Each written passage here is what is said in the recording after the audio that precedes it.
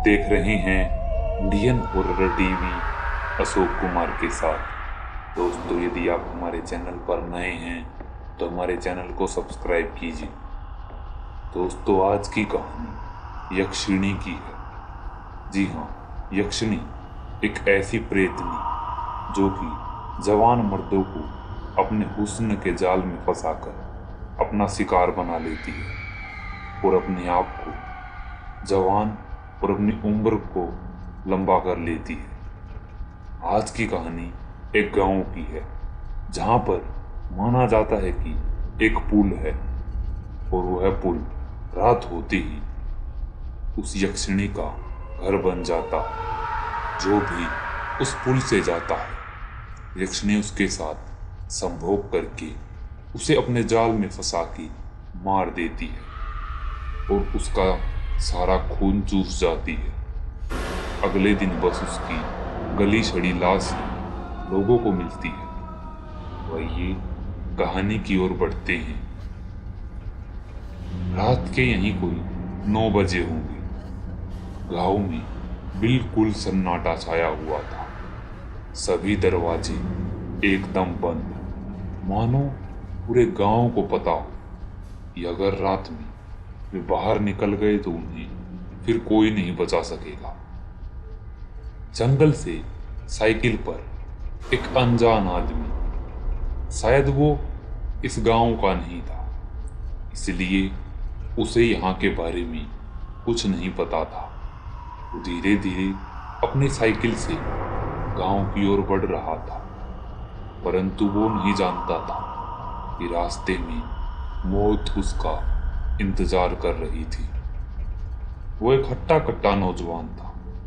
उसकी लंबी लंबी रावड़ी जैसी मूछें किसी पहलवान की तरह तगड़ा और अकड़ शरीर। वो साइकिल से गांव की ओर गुनगुनाते हुए बढ़ रहा था। वो पुल के पास पहुंचने ही वाला था कि इतने में ही उसकी साइकिल की चैन उतर गई। अरे यार, ये क्या हो गया? ऐसा कहते हुए वो साइकिल से नीचे उतरता है। वो साइकिल की चैन चढ़ाने लग जाता है। साइकिल की चैन बुरी तरह से अटक गई थी। तकरीबन 10 मिनट लग गए उसको साइकिल की चैन चढ़ाते हुए।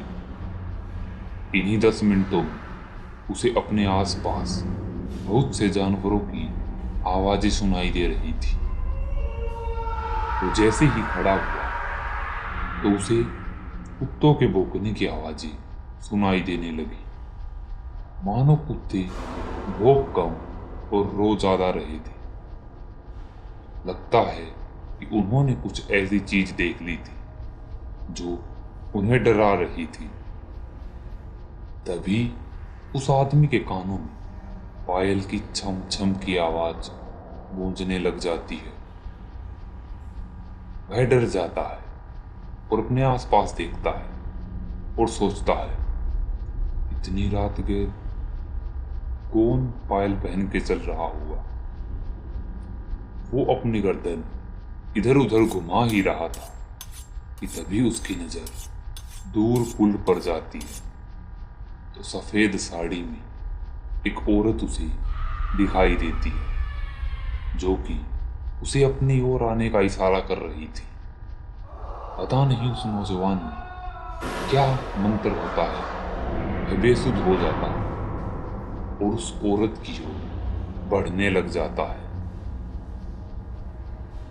कुछ ही देर में वो उस औरत के पास पहुंच गया था और उस औरत को देखकर उसकी आंखें चमक उठी थी। सफेद साड़ी में उसका गठीला गोरा बदन उसे बड़ा ही लुभा रहा था। उसके अंदर अब हवस पनपने लग गई थी। वो औरत धीरे धीरे उस नौजवान के पास आ रही थी। उसने उसकी छाती पर हाथ रखा और कहा, क्या आप वही सोच रही हैं जो मैं सोच रही हूं?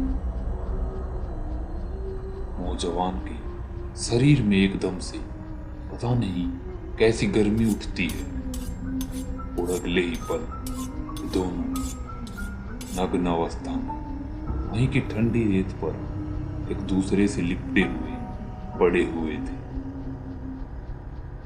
वो लड़की उस आदमी को अपने से सटाकर नीचे लेटी हुई थी। तकरीबन 10 मिनट हो चुके थे एक दूसरे से लिपटे हुए। वो आदमी मानो किसी मोहन अवस्था में फंस गया। उसकी सोचने समझने की शक्ति जैसे गायब ही हो गई थी। कुछ देर बाद वो आदमी देखता है कि अब उस औरत का सुंदर शरीर बिल्कुल ही भयानक बदल गया था। वो किसी बूढ़ी औरत की तरह लग रही थी। उसका ऐसा बदलता रूप देखकर वो पसीने से भर जाता है। उसका शरीर जम जाता है। वो लड़की उससे कहती है,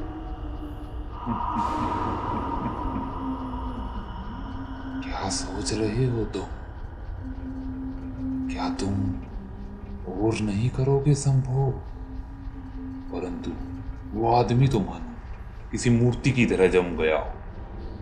वो उससे दूर हटना चाहता था, परंतु उसने उसे अपनी गिरफ्त में जकड़ लिया था और उसकी गर्दन को दबा लिया।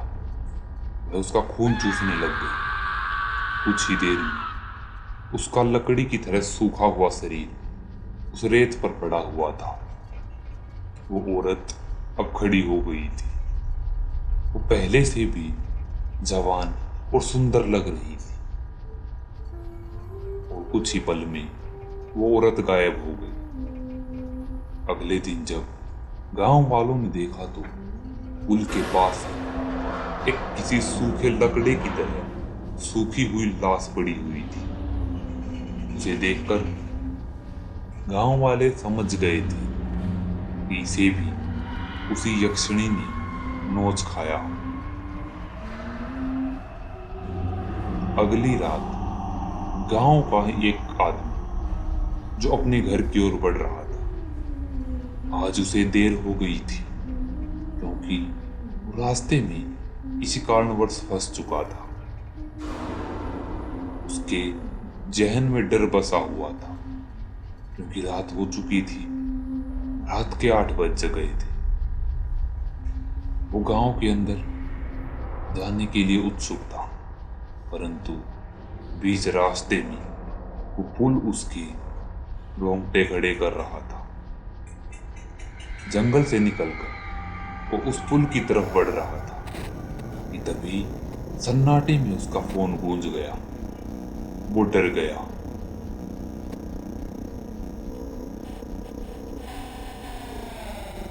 कॉल उसकी बीवी का था। उसने अपनी पत्नी का कॉल उठाया और दूसरी तरफ से उसकी पत्नी की आवाज आई, जी कहाँ पर रह गया? अंधेरा हो गया है, जल्दी आ जाए। हाँ हाँ हाँ, बस मैं आ ही रहा हूँ, बस पुल के पास ही पहुंचने वाला हूँ। क्या? जी थोड़ा जल्दी आना और ध्यान रखना, पुल के पास कोई दिखाई दे रुकना मत। हाँ हाँ ठीक है, तुम फोन तो रखो पहले। वो फोन को काट देता है और तेजी तेजी से साइकिल चलाकर उस पुल की ओर बढ़ने लगता है। परंतु जैसे ही वह पुल पर चढ़ता है, उसे सामने सफेद साड़ी में एक औरत दिखाई देती है। औरत को देखकर मानो वो मंत्र मुक्त हो गया था। वो साइकिल को छोड़कर उस औरत की ओर बढ़ने लगता है और उस औरत के सौंदर्य को देखकर वो भी उसके सौंदर्य के जाल में फंस जाता है और अगले ही पल दोनों पुल पर नग्न अवस्था में थे। कुछ ही देर में उस औरत का खौफनाक शरीर देखकर उस आदमी के रोंगटे खड़े हो गए थे। हौसी, मेरे हुस्न को देखकर तू ये भूल गया कि तू शादीशुदा है और तेरी पत्नी घर पर तेरा इंतजार कर रही है। पर अब तू उससे नहीं बच पाएगा। तो अपनी पत्नी को कभी नहीं देख पाएगा। उस आदमी की चीख वहीं पर दब कर रह जाती है और वो उसे भी नोच खाती है। तो दोस्तों, ये थी आज की कहानी। ये कहानी आपको कैसी लगी? अगर अच्छी लगी हो तो वीडियो को लाइक, कमेंट और शेयर कीजिए। चैनल पर नए हैं तो चैनल को सब्सक्राइब कीजिए। अगर आपके पास भी ऐसी ही कोई कहानी है तो डिस्क्रिप्शन में दी गई हमारी ईमेल आईडी पर भेजिए। तो जल्दी मिलते हैं एक और डरावनी कहानी के साथ।